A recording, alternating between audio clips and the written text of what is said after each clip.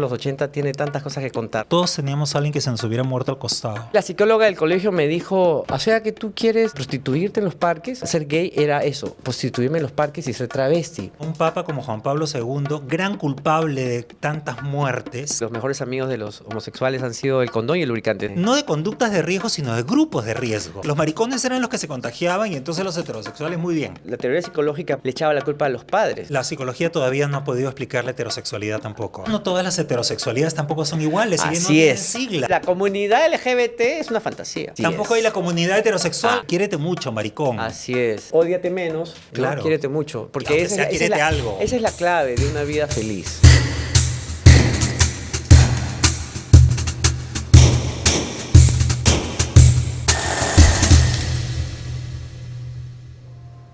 Espérate que pongo un... Oye, ¿y acá a qué hora brindamos? Tú me dices. Sí, puedes ir bebiendo. Tú puedes ir bebiendo cuando quieras. Ya, qué rico está. Qué rico que está, gracias. Bueno, no te voy a invitar cualquier vino, pues te tengo que invitar un buen vino. Está muy rico. Un vino francés. Muy rico. Yeah. Hola amigos, yo soy Javier Ponce y esto es, una vez más, Ausencia Cultural. Antes de comenzar, déjenme pedirles unas cuantas cosas que son gratuitas, que no cuestan nada. Primero, que se suscriban si todavía no lo han hecho. Segundo, que comenten el video y que, bueno, si hay otros comentarios con los cuales están de acuerdo, digan que están de acuerdo y si no, también pueden ustedes suscitar ahí el debate. Por supuesto, siempre con respeto, ponerle like al video y, bueno, compartirlo y pasárselo a la gente que ustedes consideren que les puede interesar, y si hay alguien a quien no le puede interesar, también se lo pasan para fastidiarlo. De eso se trata un poco. Hoy tenemos a un activista analógico, al último sobreviviente de una época en la que se murió mucha gente, pero él hizo un gran trabajo y lo sigue haciendo. Con nosotros, Víctor Love. Víctor. Buenas noches, Javier. Un gusto terrible estar acá. Me encanta poder estar contigo esta noche. Finalmente nos reunimos. Finalmente nos reunimos, sí, pues. Bueno, nos hemos juntado antes también para charlas varias. Así es. Pero hoy nos reunimos para hablar de lo que fue esa época de los 80s. Esa época terrible, ¿no? Esa época terrible de la plaga. Sí, fue una época maravillosa, pero que luego se vio ensombrecida por esto, ¿no? Así es, de una música excelente, pero claro, de la aparición de este bicho, ¿no? Que finalmente marcó muchísimo a nuestra comunidad. Pero también fue una época de discotecas, de baile, de shows travestis, que nos dio la vida un poco de espacio, pero que definitivamente pues nos golpeó duro esto, ¿no? Así es, un poco de todo, ¿no? Una mixtura increíble, así es. Y tenemos muchas cosas que contar de esa época, ¿no? Los 80 tiene tantas cosas que contar, lo bueno, lo malo, lo feo. Tú al primer bar que vas es al Inti, el año 84. Imagínate, el 84, en abril del 84. Recuerdo de que en ese tiempo yo todavía estaba en el closet y le pedí a un amigo que me llevara a un bar homosexual porque tenía que hacer un trabajo de periodismo sobre el tema homosexual. Y era un bar que estaba en Porta, un bar pequeño. Cuando llegué, yo sentí una alegría, esas alegrías indescriptibles, como quien encuentra una tienda de caramelos, porque por primera vez me encontraba con mi gente, encontraba lo que quería, ¿no? Finalmente, toda la gente para poder conversar, gente como yo, con la que poder socializar, tener algún romance. Y de hecho, esa primera noche fue conocí a la persona que se convirtió en mi primera pareja, ¿no? Ah, rápidamente. Era súper chibolo, así que imagínate. Te pescaron rápido. Llegaste como un pescadito. Pues. Así es. Y tuve pues una experiencia muy bonita que lamentablemente no duró mucho porque en ese tiempo yo estaba todavía con mis cuestionamientos, yo venía de un hogar que, bueno, tenía influencia evangélica. Tenía una tía que quería mucho y que alguna vez yo había comentado indirectamente este tema con ella y ella me decía que no, que eso a Dios no le gustaba, que era abominación. Y entonces yo de alguna manera creí eso y luché contra mi sentir, ¿no? Entonces me acuerdo cuando yo estaba con esta persona que se llama Enrique, yo tenía dolores de cabeza, era bien fastidioso porque yo cada vez que salía con él a pasear y todo, y nos damos un beso, después me sentía mal, ¿no? Y luego me di cuenta, bueno, que estaba en conflicto, ¿no? Así que eventualmente le dije que ya no, me salí de su vida, me aparté un poco de las discotecas, comencé a ir a una iglesia evangélica, tuve una enamorada, me acuerdo incluso, ¿no? Pero comenzaron a gustar los chicos del coro. Sí, me terminé entonces, enamorando de claro. 2.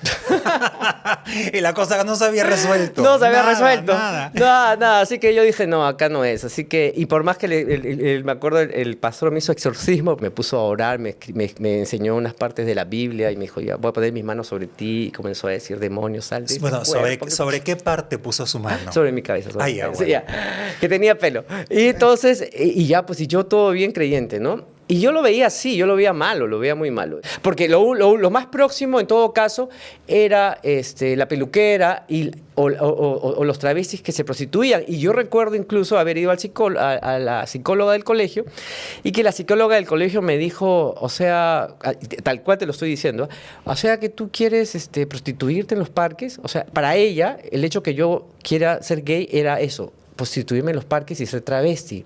Yo dije, no, eso no quiero. Y comencé a andar mi camino solitario, ¿no? Porque, o sea, no tienes con quién realmente, o sea, no encontraba fuentes con las cuales me sentía comprendido, ¿no? Pero tuve la fortuna que yo tenía una tía de Estados Unidos, que es la hermana de mi papá, que luego me comenzó bueno, que conversé con ella y ella me comenzó a dar consejos. Ella me decía, tú acéptate como eres, total.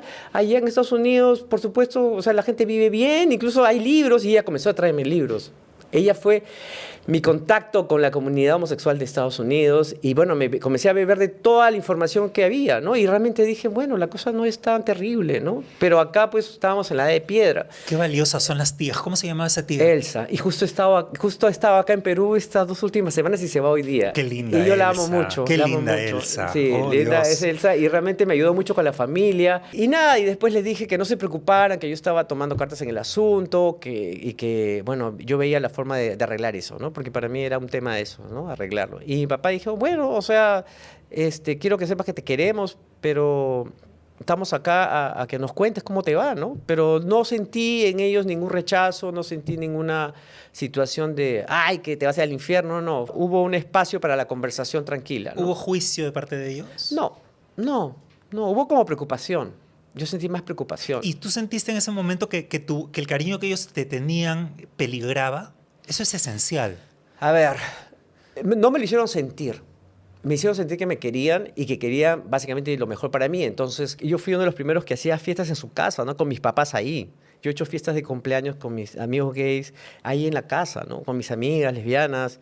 Y todo el mundo la pasaba muy bien porque era la única persona que tenía esa familia. El único, realmente. El único. Le dijiste, papá, ya no voy al psicólogo, ahora me voy a la Lima que se va. Sí, esa fue otra historia, sí. En ese tiempo yo vivía en Breña, así que en Breña estuvimos en la Lima que se va, y la Lima que se va era toda una cosa que ya como tú contaste en tu libro, era muy graciosa, pues, ¿no? Porque se juntaba perro, pericote y gato, porque ahí había travestis, homosexuales, y de todo tipo, de toda clase social, se mezclaba todo. Y después comencé a ir luego al Company, que era una cosa diferente. Ya no estaba en Breña, estaba por Surco, era una discoteca un poco exclusiva. Lo gracioso es que tú veías a la gente de la Lima que se va los viernes y los sábados lo veías en el Company, ¿no? Era muy gracioso. Ahí es donde me veías Era a muy mí. gracioso, así el es. Sábado el es. sábado en el Company, pero el viernes en la Lima que se va, Así es, obviamente. Eran cosas muy divertidas, diferentes pero muy divertidas, se complementaban muy bien. Y también aprendí a no mirar a las parejas de las travestis, ¿no? Que cuando las mirabas, con la boca te miraba con el pico de la botella, ¿no? Como diciendo, no, ni lo mires. Tú luego estudias en el momento psicología. Así es. Y cuando estudias psicología te habrá pasado lo mismo que me pasó a mí. Yo también estudié psicología y en ningún momento sentí que la psicología nos estudiaba fuera de la patología. Es decir, nos señalaba como, mira esta aberración, esta perversión, etc. Y en ningún momento había una psicología que nos incluyera como una alternativa más. Y eso ha hecho que, por supuesto, nos riéramos mucho cuando salió este libro que se llama Homoróscopo, porque la astrología nos ha incluido a los homosexuales muchísimo antes que la psicología. Una cosa en la cual, por supuesto, no creo, pero es interesante saber que nos... Homoróscopo, qué gracioso, nunca lo he visto. Ahora lo vas a ver, por supuesto. Bien, esto salió publicado en España, un señor que se llama Ismael Gil. Graciosísimo, pues, ¿no? Porque claro. siempre era los estudios de astrología, siempre era el hombre con la mujer, etcétera, pero aquí nos incluyen hombre con hombre, ¿no? Y mucho tiempo después ya sale el primer libro de autoayuda en castellano, autoayuda, psicología más o menos, que es este. Uy, pero se sale del siglo XXI, ya sale este siglo, Claro, ¿no? claro. Claro, que es muy bueno, sí, es Bastante muy más bueno. reciente. Quiérete mucho, maricón. Así ¿No? es buenísimo. Yo creo que, y ese mensaje yo siempre también le digo a la gente, ódiate menos, quiérete Quiérete más. mucho, ¿No? claro. Quiérete mucho, porque Aunque sea quiérete algo. esa es la clave de una vida feliz, Exacto. finalmente, ¿no? El amor, el amor. Y por eso es que me llamo Víctor Love. Tú te dedicaste luego a hacer una serie de grupos. Andaban muy solos, ¿no? O sea, como que iban a las discotecas como que fueran baticuevas, ¿no? Sus refugios. Pero saliendo de ahí no te conozco.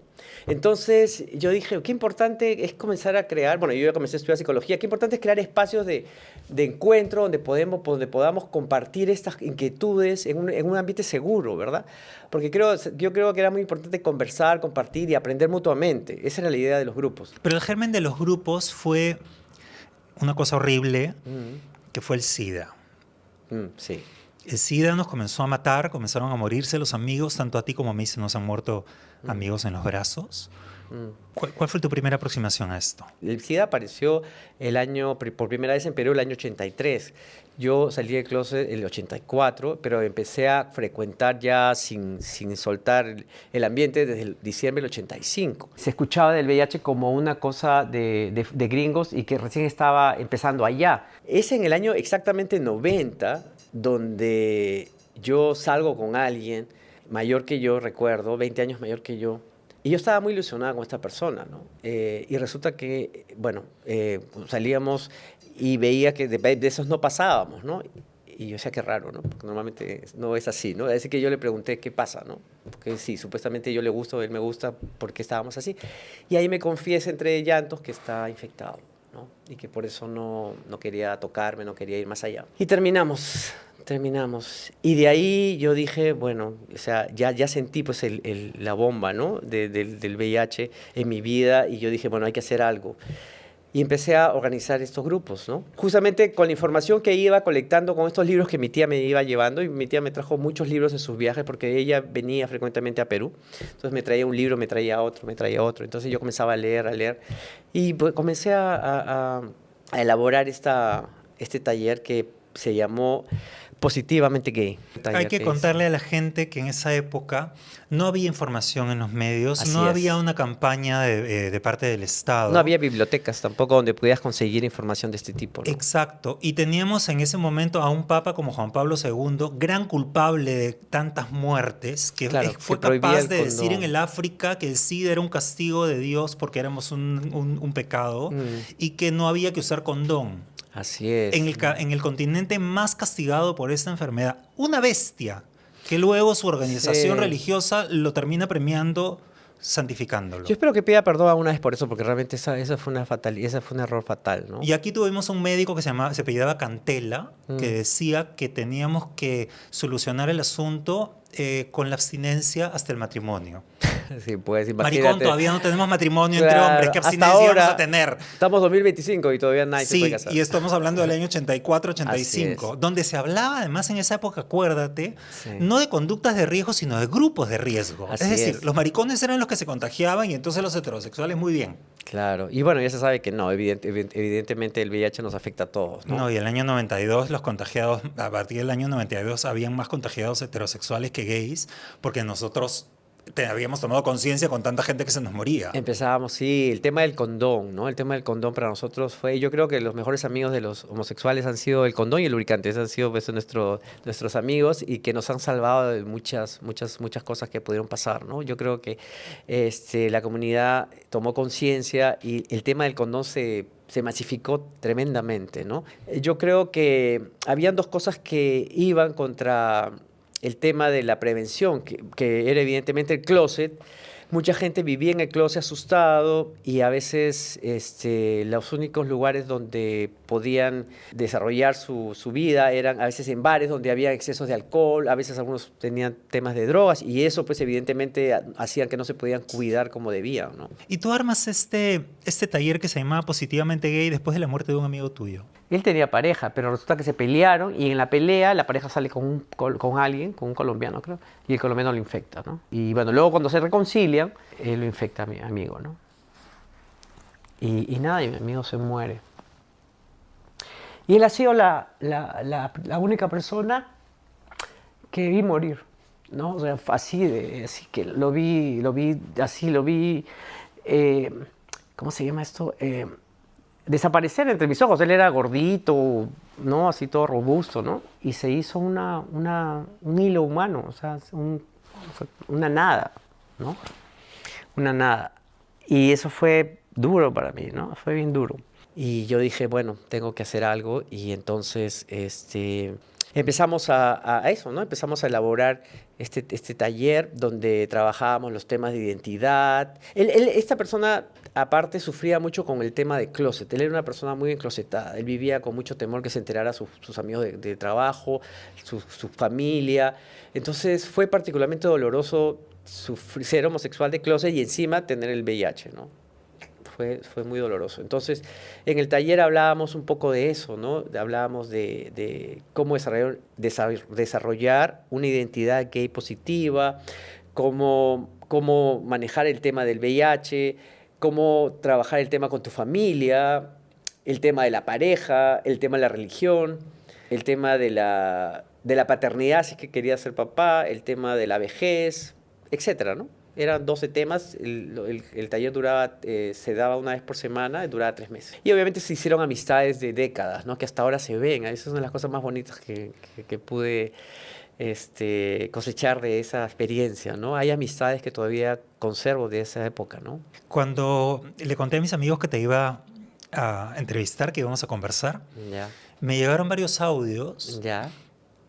Podríamos quizás poner alguno de ellos. A ver. Yo participé en un grupo que él hizo, que fueron 12 sesiones. Ahí fue donde yo conocí a mi primer grupo de amigos. Hacíamos los campamentos a la playa, reuniones, fiestas y todo eso, ¿no? Antes de eso ya había estado yendo al mall, pero no me convencía mucho el ambiente ahí. Yo me enteré porque le puso un anuncio en el diario Segunda Mano. Ahí había un rubro, que era el rubro 18. Comenzó siendo un rubro heterosexual, pero los gays se adueñaron de ese rubro y el 99% de avisos eran ya de chicos gays. De parte mía le dices, hello.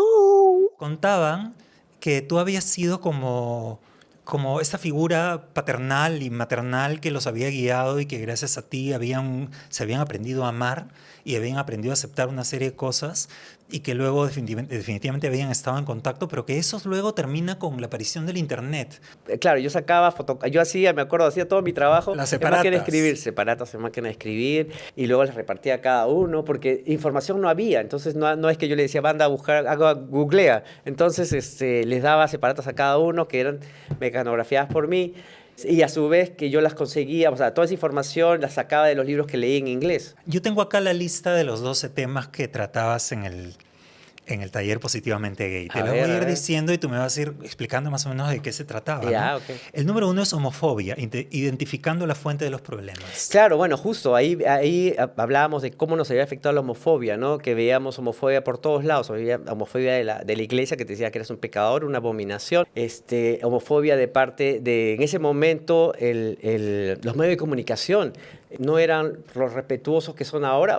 O sea, todavía hay mucha homofobia, pero no al grado que había en esas épocas, ¿no? Y siempre las noticias eran de que seamos, o sea, siempre los gays hacían orgías, todo el tiempo, no sacaban otra noticia sobre gays que hicieron redada homosexual y cayeron maricones en orgías, ¿no?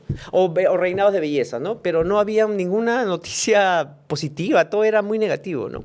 Bueno, la iglesia, el gobierno, para el gobierno éramos invisibles, en la escuela no había ni una nota sobre nosotros, o sea, la gente que era homosexual no podía sentir no había un referente por ningún lado, ¿no? Y yo explicaba de que, bueno, todo eso nos hacía sentir invisibles, nos hacía sentir menos y obviamente podíamos tener... Y la familia, ¿no? La familia también era una fuente de homofobia, porque hay gente que era golpeada por la familia, era botada de la casa por la familia y había experiencias muy tristes, ¿no? Muy, muy tristes. Hay muchas de esas historias. El segundo punto era desarrollando una identidad positiva.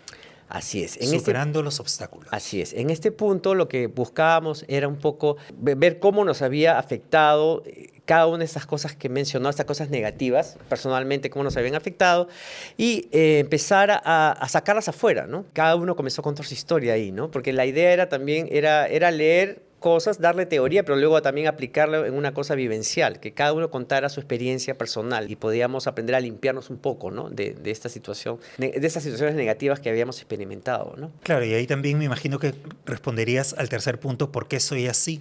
Así es. Y ahí hablamos de las teorías que habían. La teoría psicológica por mucho tiempo le echaba la culpa a los padres, ¿no? Que los padres, uno es homosexual porque los papás tienen la mamá dominante, el padre ausente o el padre distante, ¿no? Y bueno, y después aparecieron otras teorías y comenzamos también a contrastar lo que veíamos, lo que leíamos con la realidad de cada uno de las personas que estaba ahí, ¿no? Y hablábamos de que finalmente la psicología había establecido que no había una causa específica, ¿no? Que simplemente parece que había un conjunto de causas y que el peso de cada una variaba de persona a persona, ¿no? Sí, bueno, la psicología todavía no ha podido explicar la heterosexualidad tampoco. Así es. Bueno, es un tema... Lo que pasa es que ocurre que cuando se juntan salen niños, entonces todo el mundo aplaude, pero explicación no hay todavía. Sí, no hay todavía. Luego el punto 4 era padres.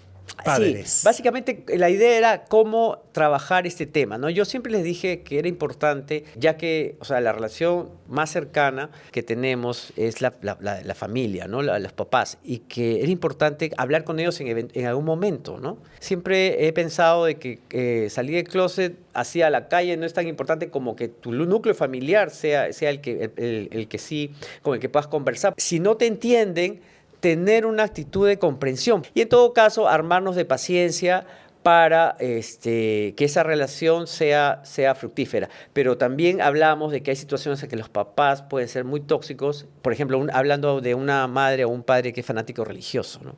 Las creencias no responden a la lógica, no responden al razonamiento, ¿no? Y si con los papás fallaban, hablar con la tía, con la abuela, con alguien, pero que era importante tener un grupo de apoyo familiar, ¿no? Y luego había un punto que me imagino que tendrá relación con esto, que es la relación de pareja, la capacidad de establecer una relación de pareja. Así es, porque bueno, finalmente la gente quería enamorarse, o sea, la gente quería sentirse, ya que justamente la experiencia homosexual podría ser muy solitaria, ¿no? Porque cuando uno se descubre homosexual, como tú dijiste en tu libro, lo primero que se da cuenta es que nadie más lo es. Y también te das cuenta que mejor te callas porque escuchas burlas, escuchas chismes, escuchas o ves figuras con las que no te sientes representado. Como tenían este secreto, algunos eran nunca habían tenido una experiencia de amor, nunca se habían dado la oportunidad. Entonces, muchos cometían errores, porque por tener esta búsqueda, a veces se metían con gente que no les convenía. Entonces, ahí hablábamos de qué importante era buscar parejas, pero buscar parejas que fueran convenientes para uno, ¿no? Y darse cuenta que, bueno, hay que buscar gente que no solamente te guste físicamente, sino que también comparta valores, comparta gustos y que puedan construir con ellos un camino, ¿no? Un camino eso es lo más difícil. Sí, claro, es difícil, pero hablábamos de eso, ¿no? Hablábamos de eso y qué experiencias habían tenido, ¿no? Y muchos nunca habían tenido pareja, ¿no? Y hablábamos de gente de 30 años, de 35 años, que gente que nunca había tenido experiencia, ¿no? Y luego la monogamia versus la no monogamia. Claro, eso yo lo saqué justo por el libro que tengo acá y que después les mostraré, que habla sobre que las relaciones homosexuales pues no son diversas y hay relaciones que pueden moverse en la monogamia durante un tiempo, pero que eventualmente se abren a otras experiencias, ¿no? Y quería explorar eso con la gente porque ya que teníamos el tema del VIH encima, yo decía, ¿no? Teníamos que hablar porque, o sea, una relación abierta podría significar una infección segura, ¿no? Si es que no tomas las precauciones en el caso. Entonces, que necesitamos hablar de esto, como quien dice, a calzón quitado, ¿no? No podíamos asumir que todo el mundo iba a ser monógamo, sino teníamos que hablar. Además, hay que entender que el estímulo sexual se gasta al primer uso. Entonces es normal que en algún momento te comience a gustar otra persona y la persona que tienes al costado hayas construido todo lo que quieras, pero te deja de excitar sexualmente. No, claro, lo importante, claro, es cierto, o sea, es verdad de que el amor es una cosa, el sexo, el impulso sexual es otra, ¿no? Nos hemos acostumbrado a pensar que van juntas y puede ser que vayan juntas al inicio, pero el tiempo pasa y eso, como tú dices, se gasta, el impulso sexual se gasta, el impulso sexual muchas veces busca novedad. Luego tocamos el tema triste del SIDA. Sí. ahí hablábamos de las experiencias que habíamos tenido, ¿no? Y Cómo nos cuidarse. cuidábamos cada uno. De eso hablábamos, básicamente, ¿no? De qué experiencias habíamos tenido, qué sabíamos. La mayoría sabía del condón, pero no todos sabían usarlo, así que ahí teníamos un juguete sexual para poder ponerse el condón y para que aprendieran a usarlo correctamente. Hablamos del lubricante, porque tampoco algunos pensaban que no había que usar lubricante, porque como el condón venía lubricado, eso no se necesitaba. Y yo les explicaba justo que no, que eso podía ser en el sexo vaginal, pero el sexo anal sí necesitabas lubricación extra y que siempre habría que tener eso para el sexo anal. Hablábamos del VIH, cómo se infectaba uno y qué pasaba si es que... y todo lo que pasaba después, ¿no? En ese tiempo no habían retrovirales. Acá llegaron recién el 2004. En ¿no? 2004 recién el Estado los da de manera gratuita, pero Así es. aparecen la posibilidad de comprarlos En los 90. alrededor del fines año 90. 2000. Sí, Sí, claro, por ahí. sí, alrededor del año finales. 2000. Que costaba entre Finales. $1.500 al comienzo mensualmente carísimo, y después sí. ya bajaron a $800. Mucha gente tuvo que irse del país. Tuve amigos que se fueron del país para recibir tratamiento, ¿no? Pero es que Porque no llegó un había. punto en el que nadie tenía... Mm. A nadie no había tenido una persona cerca que se le hubiera muerto. Todos teníamos a alguien que se nos hubiera muerto al costado. Entonces era una cosa Sí. muy cercana. Y bueno, lo importante en todo caso era hablar de que uno no tenía por qué dejar que eso nos paralice, todo el mundo tenía miedo, pero con los cuidados respectivos. Y también hablábamos obviamente de las prácticas no penetrativas, ¿no? Hablábamos justamente las conductas que eran de mayor riesgo, menor riesgo, y entonces qué importante era ampliar el abanico sexual para que pudiéramos no vivir paralizados por el temor. Claro, ¿no? porque no todo es meterla, pues, ¿no? Claro, También exactamente. hay un poco- exactamente. hay Pero hay que- gente que, aunque no lo creas, no sabía. Sí, Gente son que- muy clásicos, son muy Sí, clásicos. sí, sí. había que enseñarle todo eso. Y eso Luego había- el siguiente punto es la espiritualidad. Porque claro, Mm. estábamos fuera del plan de Dios, Sí, claro. según el catecismo de la Y- Iglesia y Católica recuerda firmado que por Juan vivimos Pablo II. Así, vivimos en un país, en teoría, muy católico. Entonces, y había gente muy católica y que parte del conflicto que tenían con su sexualidad partía de eso. Hay un pasaje bíblico que me gusta mucho que dice que Dios es amor y que el que vive en amor vive en Dios y Dios en él. Y para mí esa es mi religión actual. No tengo otra religión. Es la religión del amor. Entonces, yo creo que mi relación con Dios no necesita intermediarios. Él le decía, la religión es una cosa, la religión como institución es una cosa, la espiritualidad es otra, ¿no? Y que uno podía desarrollar su espiritualidad al margen de lo que diga la gente, los curas, porque los curas respondían a una estructura, a una jerarquía y bueno, no se les permite pensar por sí mismos, ¿no? Ellos tienen un dogma y eso lo repiten. Hay un montón de gente homosexual que se refugia en la iglesia, que no sabe, de repente, resolver este tema, este conflicto de sentirse pecador, puede sentirse avergonzado, culpable. No, ya no tiene por qué explicarle a la tía, oye, hijito, ¿cuándo te casas? Claro, Ya no me voy a casar, claro, hijita. claro. Pero espérate que se acabe el celibato para que también Claro, comiencen a dar claro. explicaciones. No, ya sin necesidad de que eso se haya levantado, imagínate, en el Vaticano hay una cantidad enorme. Ah, una no, me cantidad vas a enorme. decir. Sí. Luego hay un punto que a mí me llama la atención, que son las relaciones heterosexuales. Ah, por supuesto, porque bueno, así como, bueno, yo tuve relaciones heterosexuales como tarea, ¿no? Me acuerdo del psicólogo también.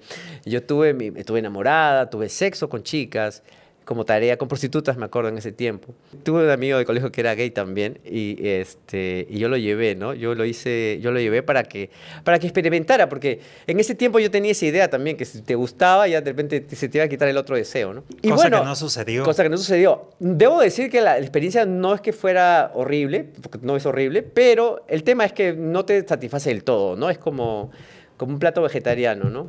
Le falta su carne. Los vegetarianos te van a odiar, van a comenzar a comentar. Comente usted vegetariano, vegano. Pero es así la diferencia que yo sentí, ¿no? Pero en todo caso, yo creo que, mira, la gente tiene que experimentar. Yo creo que esas etiquetas no tienen por qué limitarnos, ¿no? Si tú dices que eres homosexual, está bien, pero una vez si se da la experiencia, hay oportunidad de tener experiencia heterosexual, pues, ¿por qué no tenerla? Puede ser un tema de que aprendas algo de repente de ti, ¿no? Igual, si eres heterosexual, puedes probar tener una experiencia homosexual y a ver qué aprendes de eso, ¿no? O sea, y bueno, mi amigo no funcionó y no pasó nada con él, ¿no? Y él me dijo, no, Víctor Hugo, yo definitivamente no. Hasta ahora lo veo. Luego hay un punto que me imagino que puede resultar un poco polémico, que es ¿Ya? la paternidad. Claro, es que, bueno, también, ¿no? La paternidad es un tema que a alguna gente le preocupa. Yo creo que es un tema que le preocupa más a las chicas, a las lesbianas, que a los gays. Yo no he visto tanto interés en los gays que he conocido en el tema de paternidad. A mí en algún momento me interesó mucho, pero luego mis hermanos empezaron a tener hijos, mis dos hermanos, y yo realmente volqué mis instintos paternales en ellos. Entonces, como que esa parte se cubrió, ¿no? Lo ideal sería juntarse con una chica que fuera lesbiana o bisexual, y no engañar, porque yo creo que lo peor que podemos hacer es engañar a las chicas, ¿no? Que en ese momento era impensable de que los gays adopten, ¿no? Adopten un hijo, no se pensaba en eso, o sea que esa opción no había. ¿Y hoy qué piensas haciendo un paréntesis, qué piensas hoy día de dos hombres teniendo hijos? Bueno, a ver, yo pienso lo siguiente, yo creo que la paternidad y la maternidad es una responsabilidad, ¿no? Los niños no son juguetes, los niños no son accesorios, entonces si realmente estás dispuesto a darles tiempo, a darles afecto, a darles atención, adelante, pero creo que hay que tener un grupo que te apoye, ¿no? Yo creo que está bien, yo creo que es mejor que una pareja adopte a un hijo que un niño, por ejemplo, se queda ahí en el orfanatorio durante mucho tiempo y nadie sin saber lo que es el calor familiar, sin tener a alguien que le dedique atención exclusiva. Pero como te repito, yo creo que lo mejor es que tengas un grupo que te apoye en esa labor, ¿no? Porque no es fácil criar niños. Claro. Luego hay un tema polémico también, porque quizás es el tema al que estamos comenzando a llegar tú y yo. A ver. La edad madura. La edad madura. La Bueno, ya vejez. estamos en la edad madura. Pero gracias a Dios hemos llegado muy bien. Así que no me quejo en absoluto. Tenemos la misma edad. Sí, no me quejo en absoluto de la edad madura. Tienes que hacer ejercicio, comer bien y rodearte de amor, ¿no? Yo creo que eso ayuda muchísimo a que uno se mantenga bien y darte cuenta que finalmente la juventud del alma nunca se acaba. Nunca se acaba, o sea, vas a tener 90 años y no se va a ir. Porque he hablado yo con gente mayor, pueden tener la piel arrugada, pero por dentro se sienten jóvenes. Porque así me siento yo también, o sea que no soy el único. Ya lo estás experimentando. Así es. Y el último punto era el ambiente limeño.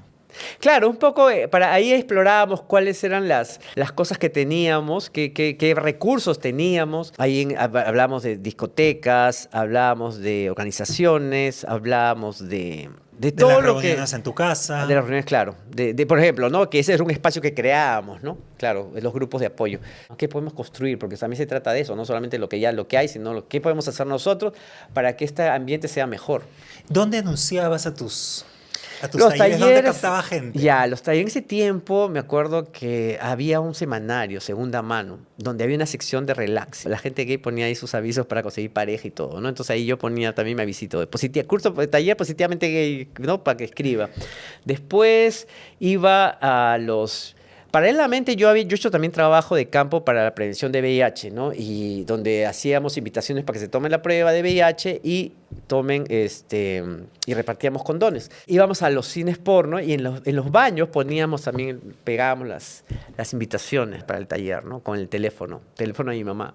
Con el casa de mi mamá, me acuerdo que en ese tiempo no había celular, o sea que todas eran llamadas a mi casa. Maravillosa tu mamá también, ¿ah? Sí, bien linda. Sí, Qué linda tu mamá, Sí. realmente. Nunca me fastidiaron, nunca hubo ese problema. Ellas me ayudaron siempre. Yo creo que la preocupación de todo papá cuando tiene un hijo que no es heterosexual es que ese hijo pueda sufrir, que pueda finalmente tener una vida mala, ¿no?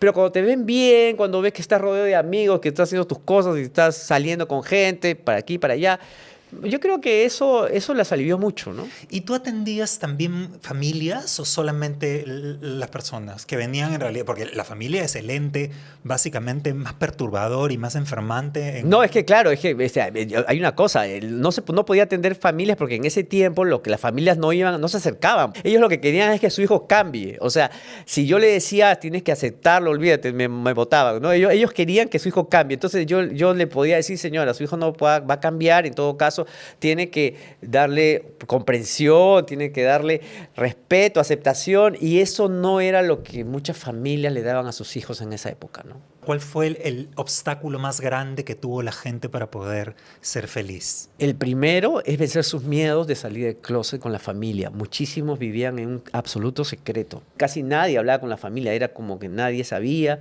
y tenían mucho miedo del rechazo y tenían miedo de que los votaran. Y una de las cosas que trabajábamos, recuerdo, era eso, ¿no? ¿Qué es lo peor que podía pasar? Si le dices.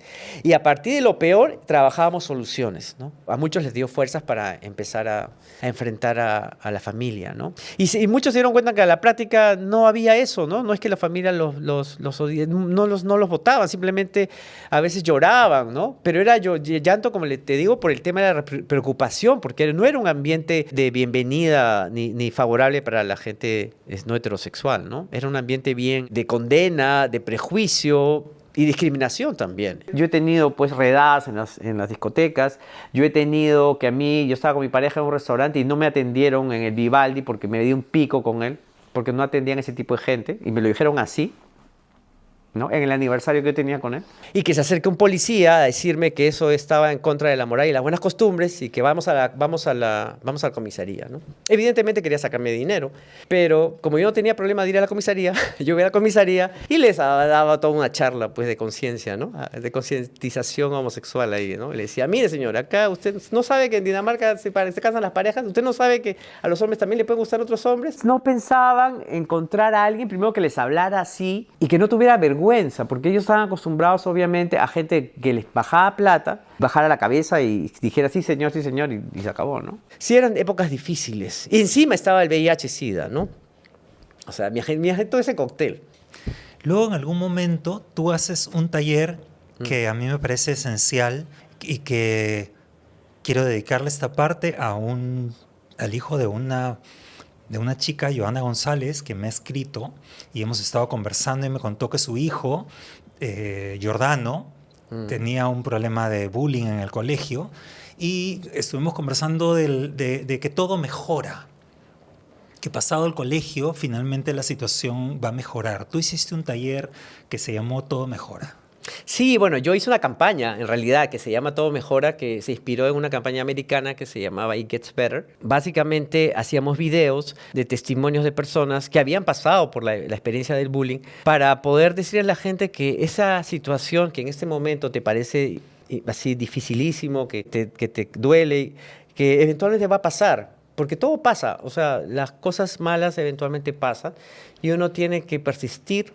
Y claro, tiene que buscar apoyo para poder darse cuenta de que, primero, o sea, para que una persona te haga bullying es porque esa persona tiene problemas, ¿no? Y está infeliz. La gente feliz no hace bullying a otras. Hay dos víctimas, yo creo. La víctima y el que hace bullying, porque esa persona también es víctima de su infelicidad, víctima de algo que hace que quiera descargar esa frustración, esa infelicidad en otra persona. Está botando toda la basura que tiene adentro en ti, pero es su basura, no eres tú. No se refiere a ti. O sea, tú eres una persona que vale, es una persona valiosa. Las demás personas te pueden decir samba canuta, pero es un tema de ellos, no es un tema tuyo. Tú eres tú y los demás son ellos, ¿no? Y ahí es esencial el amor incondicional que dan los padres a los hijos, porque sí, claro que una madre claro que quiere de manera incondicional a su hijo, sabiendo que es gay, el hijo va a desarrollar por su cuenta las estrategias y las herramientas para enfrentarse a esa mierda. No hay que protegerlo del dolor, que se enfrente a eso. Así es. Exactamente. Va a pasar el tiempo y ellos van a ser sus amigos, yo estoy seguro, a mí me ha ocurrido. Pero si tú tienes el amor incondicional de tus padres, ya confías en los afectos. Y bueno, la personalidad crece fuerte con amor, ¿no? Hay que darle comprensión, aceptación y valoración. Y eso hace que las personas puedan enfrentar cualquier cosa. Porque el mundo no es perfecto. El mundo tiene un montón de gente necia, tiene un montón de gente con sus propios problemas que se mete con gente más vulnerable que justamente la buscan para poder descargarse, ¿no?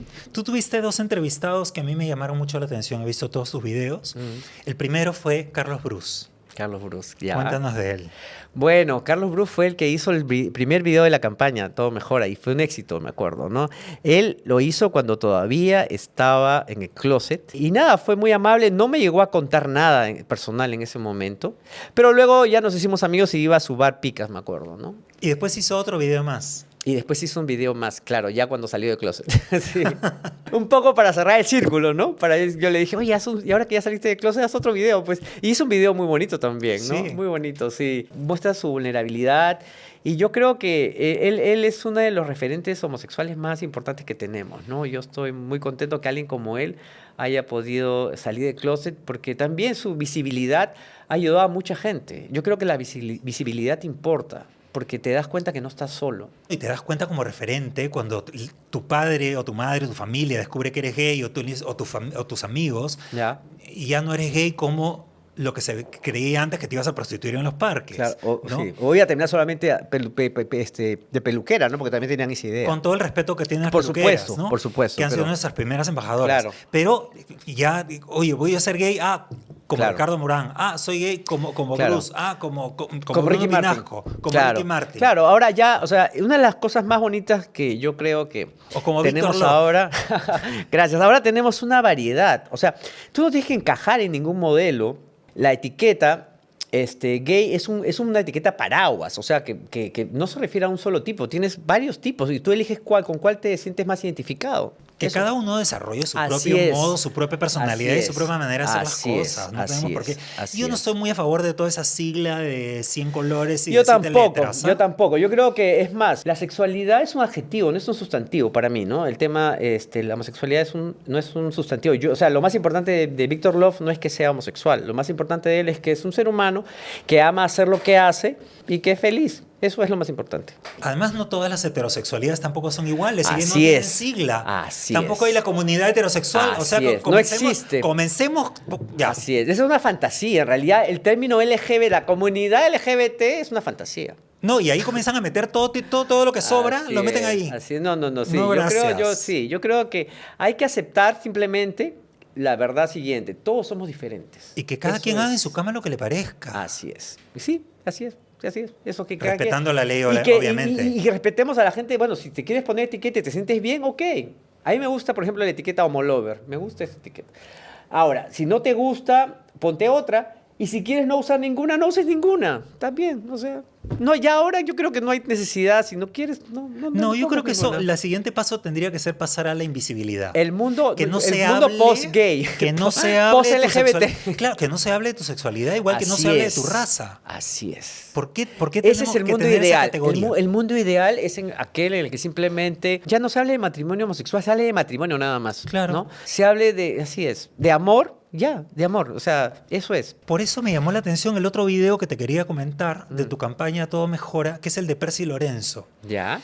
que es un pata que vive ahora en Australia. Él Así es es. bailarín de danza contemporánea. es Sí, un él me capo. buscó para hacer Gran amigo mío, todo lo mejora. adoro a Percy. Lindo, sí, me Lindo encantó poder tipo. filmarlo. Sí, Lindo es una tipo. maravilla. Sí. Que él además ha sufrido Sí. todo tipo de barbaridades, Sí, sí.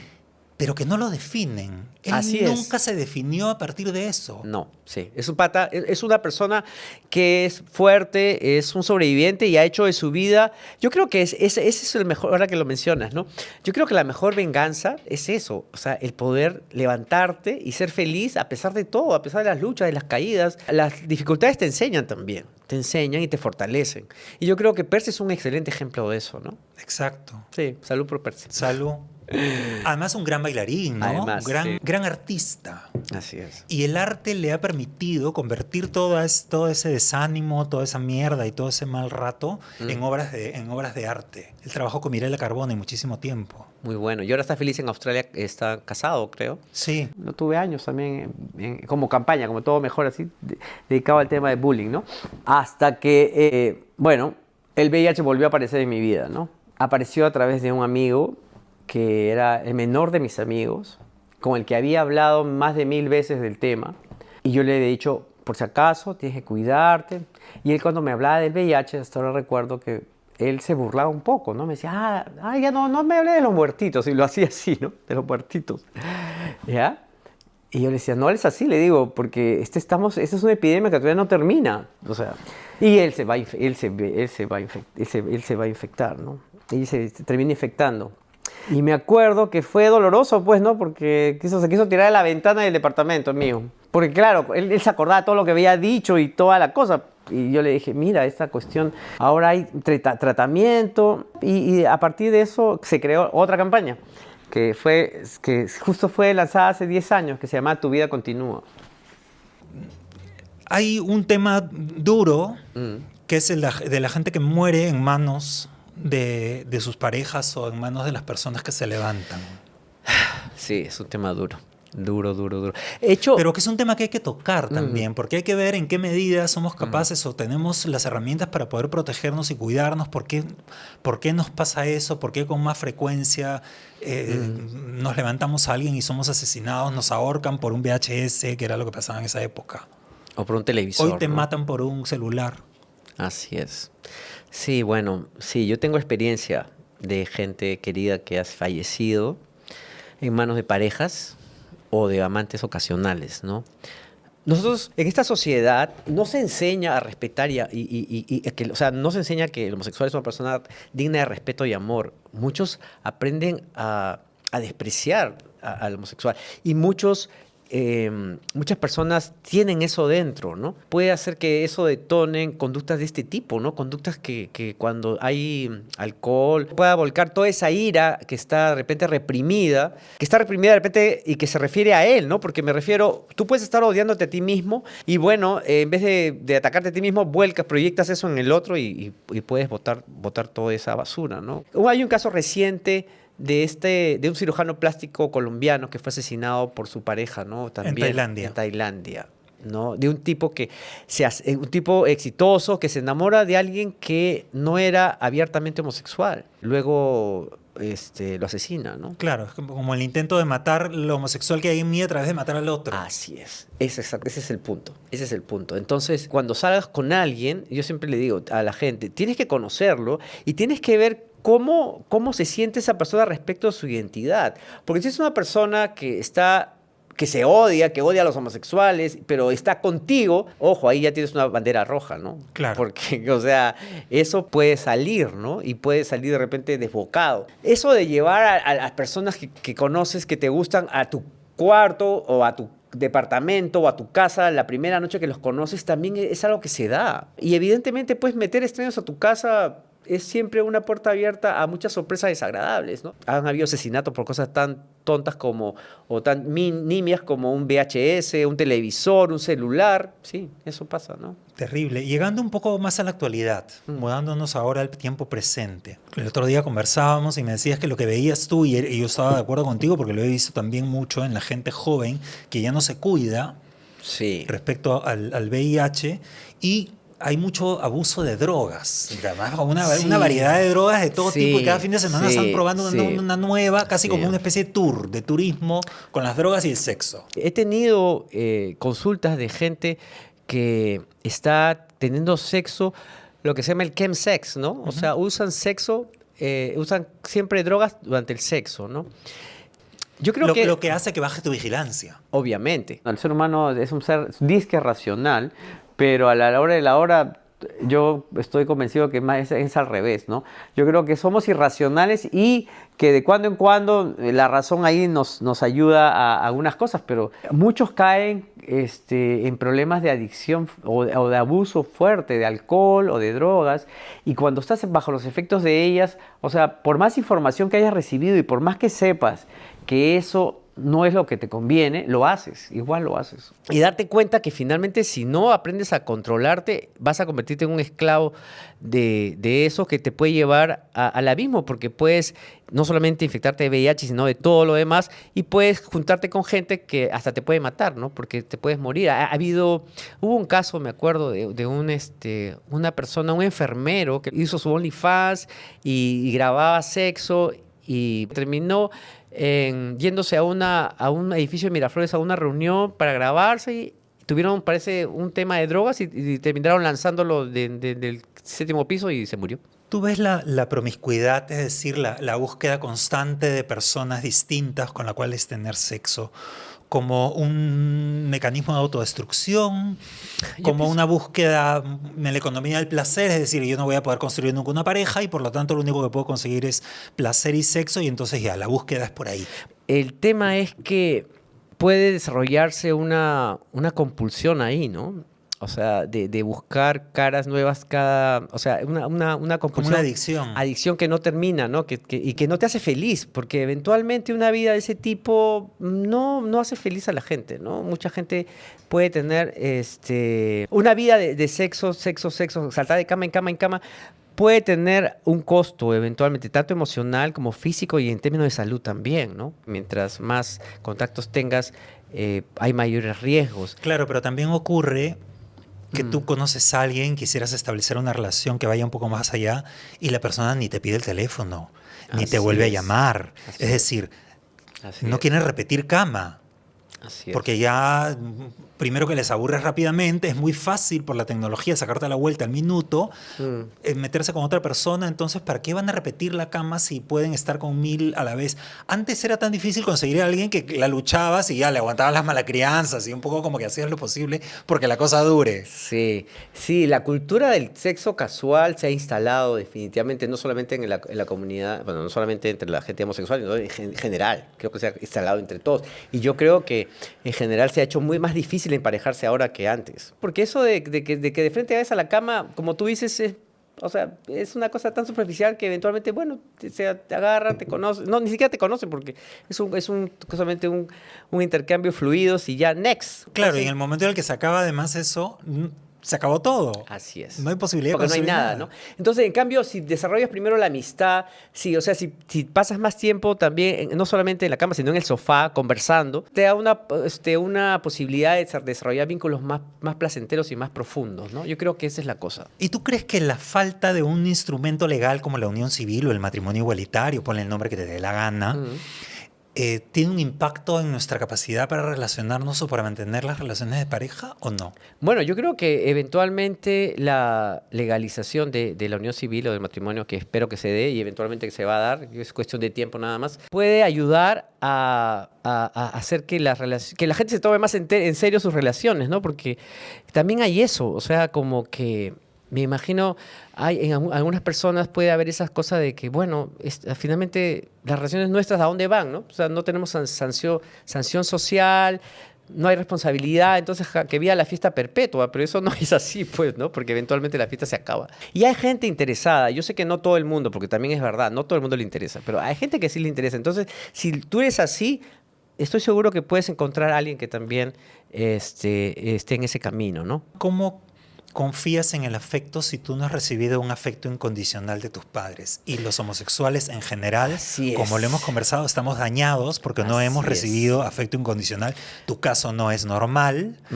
En la mayoría de las personas no han recibido el afecto incondicional de sus padres, han sido echados a la calle, etcétera. Así Y es. entonces, si la persona que te debía querer sin condiciones no te quiso, ¿cómo voy a confiar en el afecto de este extraño Eso que es acabo bien- de conocer? Lo que acabas de decir es muy duro, pero es real. Eso también yo lo veo en consulta todo el tiempo. Ese reconocimiento te tiene que permitir entrar en contacto con la herida, porque esa es una herida. Hay que sanar esa herida. Hay que sanar esa herida. Hay que llenarla de amor. Tienes que tienes que reemplazar a esos padres que hicieron lo que pudieron. Yo creo que a los papás, hay papás a los que no se les puede, o sea, no puedes tener una relación muy cercana porque fueron muy dañinos, pero al menos sí le puedes agradecer el hecho que te trajeron acá al mundo, que te dieron la vida. Y que con eso hicieron bastante, porque si no te hubiesen traído acá, no estarías disfrutando todo lo que estás disfrutando. Y que puedas reconciliarte en lo posible con papá y mamá, ¿no? Con esas figuras, por un lado, y por otro lado, que puedas convertirte en puedes establecer esa figura de papá de ti mismo, ¿no? O mamá de ti mismo, ¿no? Porque eso es, o sea, ser adulto es hacerte cargo de tus cosas, ¿no? De tu basura interna, de tus heridas internas. Y para eso estamos los psicólogos y psicoterapeutas. Así que, nada, eso. Me contabas que en países en los cuales ya existe el matrimonio igualitario, son las lesbianas las que más se casan. Así es. Así Versus es. los hombres. Los hombres se casan menos, Pero las lesbianas se divorcian más. Parece que no son tan flexibles como los hombres en estos términos de monogamia o no monogamia, ¿no? Las lesbianas no entran en ese tema y bueno, pues cortan y que se divorcian más. Eso sí, he estado viendo un estudio que ha tenido años de duración y se vio eso, ¿no? O sea, los hombres somos más capaces de separar el sexo del amor, es decir, de Así saber que es. te pueden sacar la vuelta, digamos, con todas las comidas que quieras, Así es. pero que eso no implica que te dejen de amar. Así es, porque bueno, ese es real, pues, o sea, son cosas diferentes, ¿no? A lo que nutre al amor no necesariamente nutre el sexo. El amor, por ejemplo, lo nutre el conocimiento, la cercanía, la ternura. Al sexo lo nutre el desconocimiento, la aventura, lo desconocido, que son cosas diferentes. En realidad, pueden juntarse al inicio de cualquier relación, pero eventualmente te das cuenta que van por cada lados separados, ¿no? Y el poder proyectar en la persona con la que te estás acostando alguna fantasía sexual, ¿no? Que mantengas. Así es. Porque es un desconocido, entonces lo puedes imaginarte que es... Así es, cómo hacer que tu pareja estable se convierta en un punto para que la cosa para que el fuego empiece a arder otra vez, ¿no? Porque Te disfrazas. uno de los temas, claro, que consultan muchas parejas es cómo vuelvo a descubrir la pasión en mi matrimonio, en mi relación de pareja de años, ¿no? Que eso pasa, ¿no? Que ya no pasa nada, pues ya son amigos nada más. Y yo creo que se puede establecer algún tipo de morbo, pero jamás iguale a los primeros años de relación, pues, ¿no? Porque son cosas que... Cualquiera que sea la alternativa que elijas, tienes que aprender a manejarla y tienes que conversarla en pareja, ¿no? Porque finalmente creo que la monogamia no es natural, es una situación que es cultural y hay gente que no les resulta fácil ser monógamos, ¿no? A algunos resulta más fácil, entonces tienen que conversar para poder. ¿Es posible amar sin miedo? No, yo creo que el miedo está presente, pero... No, siempre está presente, pero porque nos ponemos, cada vez que amamos, somos vulnerables a que nos hagan daño, ¿no? Pero en la medida que tú empiezas amándote a ti mismo, y de ahí ya puedes tener el miedo, que lo vas a tener igual, pero disminuye, ¿no? Porque sabes que igual vas a poder vivir con la persona o sin la persona. En todo esto me queda una gran pregunta, Dime. que es si las personas que no tienen una relación de pareja Mm, y que viven solas mm, y que se sienten completas, mm. están incompletas o hay una obligación de trasladar la relación de pareja como si fuera una condición para ser feliz o para sentirse completo. Yo creo que todos estamos completos y yo creo que no existen medias naranjas. Yo creo que somos siempre dos personas que comparten un plan de vida en común y que somos más felices estando juntos que separados, ¿no? La tarea de ser felices es individual. O sea que yo creo que una persona puede ser feliz también sin pareja. Pero creo que como somos animales sociales, sí necesitamos un grupo, un círculo cercano, ¿no? Y siempre le digo a mis amigos gays que si están solteros, que vivan con amigos, con un amigo, con alguien, porque para justamente protegernos de la vulnerabilidad que a veces tenemos, ¿no? Hacer tu tribu y poder apoyarte así con ellos, ¿no? Si no hay una pareja, si no hay una familia, o sea, que sea esa tu familia, por elección que has creado, que sea tu soporte, ¿no? Yo creo que es importante tener un soporte, eso sí creo. Una última pregunta. Yo he visto en la vejez gay Ya. que es una vejez distinta de la vejez heterosexual. Me refiero, no sé si has estado tú en reunión de gente muy mayor. Sí, Yo sí, porque me han encantado siempre las personas muy, muy mayores Ya. y rodearme de ellos desde Ya. chico.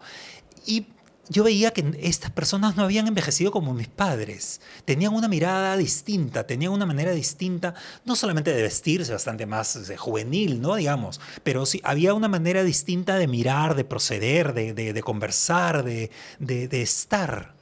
Yo lo que he visto es que de 10 personas que conozco, 7 están solteras y 3 están emparejadas, ¿no? Más o menos ese es el porcentaje que veo. O 4, pero no es la mayoría. Los emparejados no somos la mayoría. Y que, bueno, se dedican a sus aficiones, básicamente, ¿no? Yo conozco gente, por ejemplo, que tiene ayuda. Hay una persona que ayuda a un orfanatorio.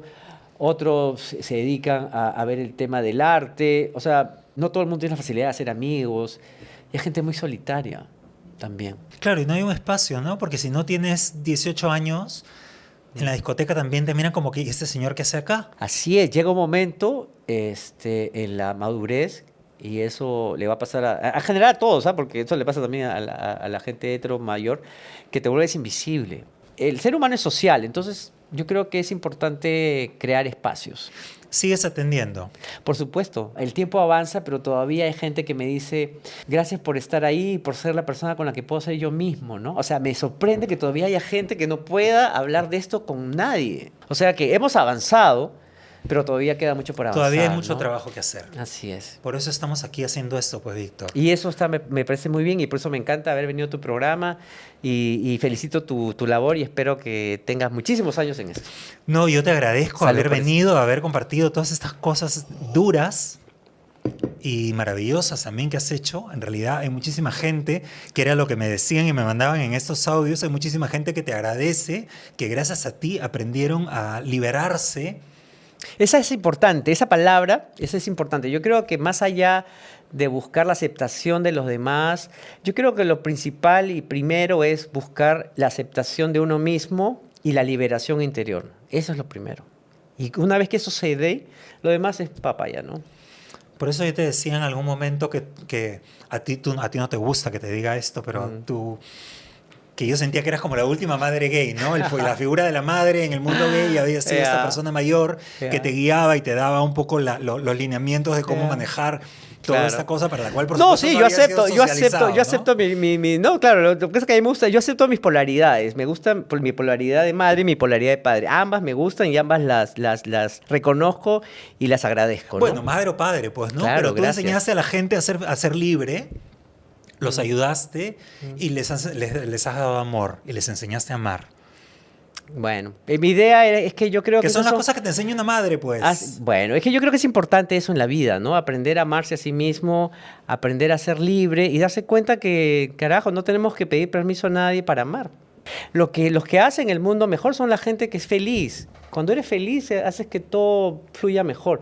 Cuando eres infeliz es que todo se complica, ¿no? Porque es lo que te metes a hacer bullying, sufres, te trastornas y bueno, y cometes una serie de locuras, ¿no? Te puedes llegar hasta suicidarse, hasta suicidarte, ¿no? ¿Cuánta gente se ha matado, ¿no? ¿Cuánta gente muerta innecesariamente tenemos, ¿no? Más de lo que quisiéramos. Más de lo que quisiéramos. Víctor, muchísimas gracias. Ha sido un placer inmenso tenerte aquí. A ti por Te traerme. quiero regalar algo que acaba de salir y que tenemos recién llegado de la imprenta y la editorial. Otras Crónicas Maricas. Muchas gracias. Que es el tomo 2 de Crónicas gracias. Maricas. Aquí está consignado del siglo XXI. Ya. Y también algunas cosas del siglo XX. Hemos recuperado Ya. algunos textos de Valdelomar que estaban inéditos. Oh. Porque nosotros no solamente nos dedicamos a la payasada, sino Así también hacemos es. labor cultural de Así recuperación es, de es. nuestra cultura. Por supuesto, tenemos a mi madre la Temple en la carátula. Y te lo quiero Muchas regalar gracias, con muchas todo gracias, el amor muchas del gracias. Yo mundo. disfruté muchísimo tu Crónicas Maricas. El primer tomo yo me sentí, bueno, fue el primer libro que he encontrado peruano donde realmente me sentí identificado porque hemos vivido casi lo mismo, cuántas cosas que yo he vivido. Y nada, te agradezco por ser esa voz, ¿no? Esa voz de los 80, ¿no? Que ha recuperado toda esa historia y la comparte con el mundo, porque es importante que esta historia se comparta, ¿no? Que no, esto no es un tema de modas, porque a veces hablan de eso, ¿no? Que la homosexualidad es una moda, y no, es una forma de ser y de vivir que ha existido desde los tiempos pre-incas, o sea que simplemente tienen que uno aceptar las cosas que son. Hay variedad, todos somos diversos y se acabó, ¿no? Mira, hemos estado en todas las culturas, en todo tipo de familia, en todas las épocas, en todas las religiones, con todos los colores y todas las razas y todos los estratos sociales. Debemos ser Exactamente. naturales, ¿no? Así es. Y por último, ¿no? Que justamente aprovecho que tú me dijiste que trajera algo que me representa. Y yo traje esto, que es una vela, porque creo de que todos tenemos dentro de nosotros una luz. Y esta luz, creo que hay que usarla para iluminar todo lugar donde haya oscuridad. Hay que recordar eso siempre. Yo voy a dejar este mensaje. Por más que no la veas, puedes estar pasando una situación difícil, pero cuando encuentres tu luz, eso va a ayudarte. Y va a ayudar al mundo también. Porque si tú eres feliz, el mundo va a ser también feliz. Entonces recuerda eso, que tienes luz dentro de ti y donde hay oscuridad, aprende a tú a hacer luz. Muchísimas gracias, Víctor. De nada, un placer. Eres un sol. Gracias. Ya entiendo por qué eres Víctor Love. Gracias, gracias. Amigos, muchísimas gracias. Hemos estado, por supuesto, en Metro Studio con Miguel Horna en los controles y, por supuesto, con la valiosísima producción de Sabino Álvarez. No se olviden de suscribirse, de comentar, de poner like, de pasarle el video a sus amigos, a sus enemigos. Y con ustedes, hasta el próximo programa. Un beso enorme y una risa inmensa. Víctor, mil gracias. De nada, un gustazo estar aquí y nada, hasta la próxima. Nos vemos pronto. Nos vemos pronto.